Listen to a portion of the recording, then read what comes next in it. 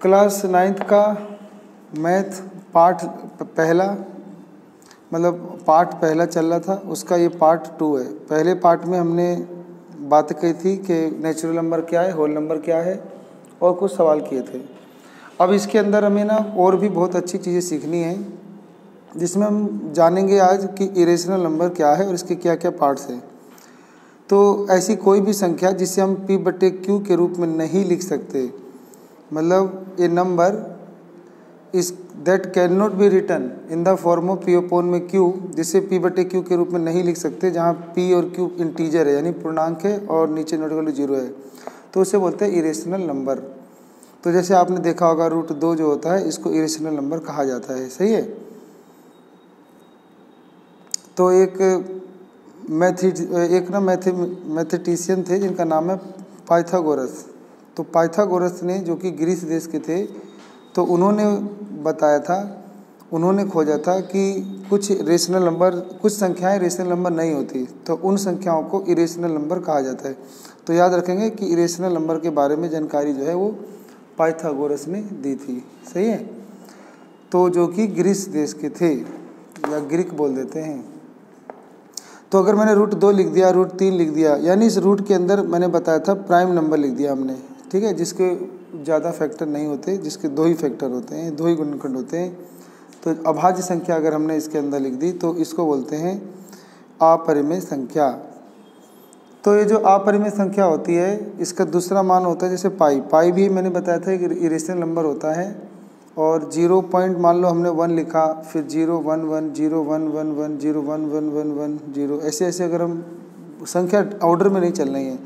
अब पता नहीं क्या कारण था कि 1 आया फिर 0 आया, पता नहीं क्या कारण था कि फिर 2 1 फिर 0 फिर 3 1 फिर 0 फिर 4 1 0, ऐसे बढ़ रहा है।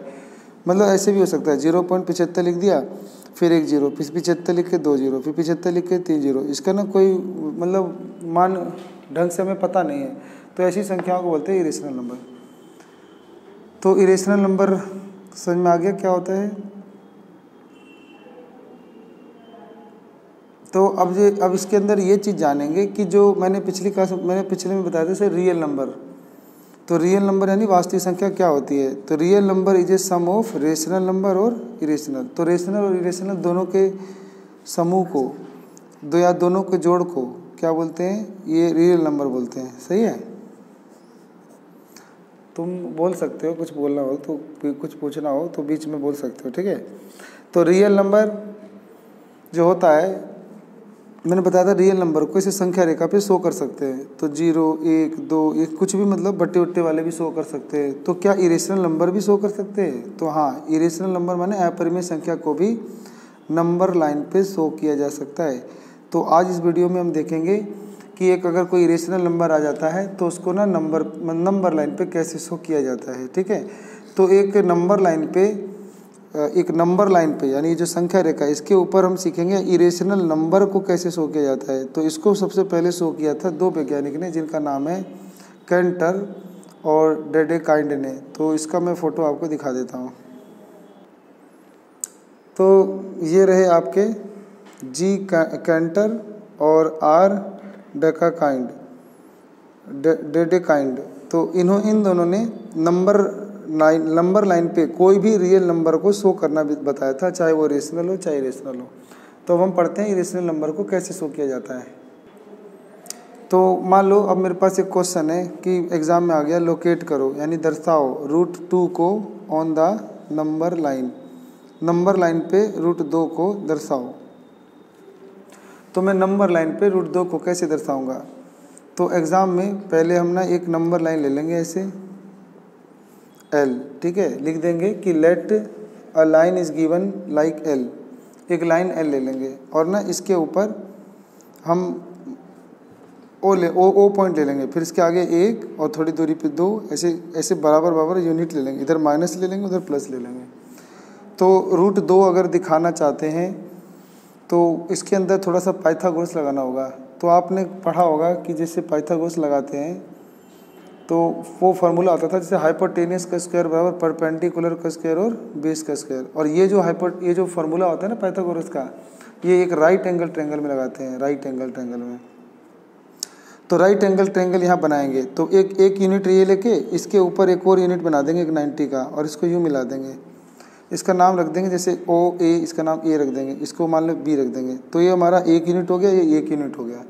अब ये एक यूनिट है, ये एक यूनिट है। इसमें जो पाइथागोरस लगाओगे ना, तो जैसे ये इसके ये परपेंडिकुलर हो गया एक, और बेस हो गया एक, तो एक का स्क्वायर एक का स्क्वायर एक, दोनों जुड़ गया तो दो, और ये हाइपोटेनस का स्क्वायर है। यही हाइपोटेनस का स्क्वायर जाके उधर क्या चढ़ जाता है, रूट चढ़ जाता है। तो अंडर रूट 2 यानी ये है, तो ये आपका √2 है। सही है। तो इतना, जैसे ओ ए लेना है, फिर इसके ऊपर एक परपेंडिकुलर बी ए लेना है, इसको एक यूनिट ये यूनिट लेना है, और एग्जाम में दोनों में पाइथागोरस लगा के दिखा देना है। फिर उसके बाद ना ये स्केल होता है हमारा, उसको स्केल बोलते हैं कि कंपास बोलते हैं, कंपास बोलते हैं। तो कंपास लेना है, यहाँ ओ पे इसका सेंटर रख देना है ऐसे, और इसको रेडियस लेकर एक ऐसे आर्क खींचना है ऐसे, सही है, ऐसे रखकर एक आर्क खींचना है, ऐसे आर्क खींच दोगे तो यहाँ पे कट गया, मान लो ये थोड़ा गलत हो गया, यहाँ पे कट गया, तो मान लो ये जहाँ भी कट गया इसको पॉइंट पी ले लो। तो ये जो तुम्हारे को ओ से पी का जो डिस्टेंस दिख रहा है ना, यही तुम्हारा क्या है, √2। कभी √2 का मान कैलकुलेटर में ढूंढोगे तो 1.41 के आसपास दिख जाएगा। सही है।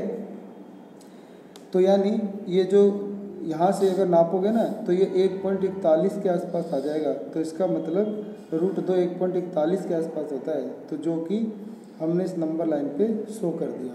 सही है। तो इस प्रकार से शो किया जाता है। तो एग्ज़ाम में ये इतना बनाना ही नहीं होता, बल्कि यहाँ पे एक्सप्लेन भी करना होता है। ऐसे एक्सप्लेन करना होता है कि लेट कर लेंगे कि L is a line and OA is a 1 unit and we draw a perpendicular BA 1 unit and draw a triangle ABC and in triangle ABC या OAB लिख देंगे, in triangle OAB using Pythagoras theorem and we get OB is √2. Then we take a compass and take a radius OB and draw an arc which cut the line L at point P. So OP is √2. तो O point is show the unit of √2. तो जो आपका P है वो show कर रहा है √2 को नंबर लाइन। ठीक है, ये हो जाएगा। तो ये तो क्वेश्चन कंप्लीट हो गया कि √2 अगर दिखाना है तो ये करना है। अगर एग्जाम में आ जाता है कि √3 को शो करो, √3 को शो करो, तो अब क्या करोगे, तो इसी के ऊपर, अब इसी लाइन के ऊपर पहले इतना काम तो कर लेना, फिर √3 आ गया अगर एग्जाम में, तो इसी के ऊपर फिर एक और, इसी के ऊपर एक और परपेंडिकुलर खींचना होता है। तो अभी पेन से ही खींचना होता है 9वीं में। तो ऐसे परपेंडिकुलर ले लो, ये 1 यूनिट था, ये 1 यूनिट दोबारा ले लो और इसका नाम C लेकर और दोबारा इसको ऐसे मिला दो, ऐसे मिला दो। अब ये ट्रायंगल बन गया ना, तो अब लिख दो इन ट्रायंगल OBC। अब OBC में लिख दो कि एंगल B 90 है। अब B 90 लेकर इसमें लिखो यूजिंग पाइथागोरस थ्योरम। तो इसमें दोबारा पाइथागोरस थ्योरम लगाओगे तो हाइपोटेनस हो जाएगा OC का स्क्वायर, क्योंकि 90 के सामने हाइपोटेनस बन जाएगा। तो हाइपोटेनस का स्क्वायर बराबर परपेंडिकुलर स्क्वायर प्लस बेस का स्क्वायर। बेस तो इस बार √2 हो गया ना, तो √2 का स्क्वायर, 1 का स्क्वायर 1, √2 का स्क्वायर 2 ही आएगा, 2 और 1 3 आ गया, तो ये दोबारा आ गया स्क्वायर, ये स्क्वायर उधर जाता है ना, तो √3 चढ़ जाता है, बस आ गया √3। फिर एग्जाम में क्या करोगे कि यही दोबारा से कंपास लोगे, इसको सेंटर पे रखोगे और ये OC का रेडियस लेकर और इसको एक ऐसे ड्रॉ कर दोगे, ऐसे ड्रॉ कर दोगे। तो अब ये इसको जहाँ काटेगा, तो ये जहाँ काटेगा, तो ये अब तुम OP ले लेना, तो और फिर लिख देना दोबारा कि जो OP है वो √3 है। सही है, ऐसे करना है। अब मान लो इसी में √5 आ जाए, तो फिर इसी के ऊपर पहले एक और लेके पहले 2 बन जाएगा, फिर उसी के ऊपर एक और ले लेंगे तो √5 आ जाएगा। लेकिन उतना पूछा नहीं जाता है। सही है।